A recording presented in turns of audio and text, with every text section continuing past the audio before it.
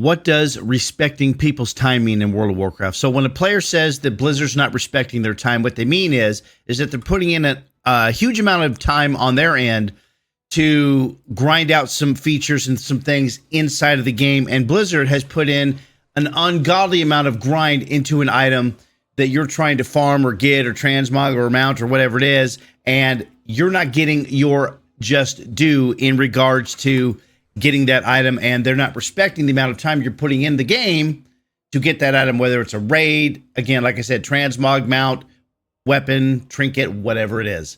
So it's a fine line, and Blizzard has done a pretty good job of making sure they're respecting your time, but sometimes even they fail.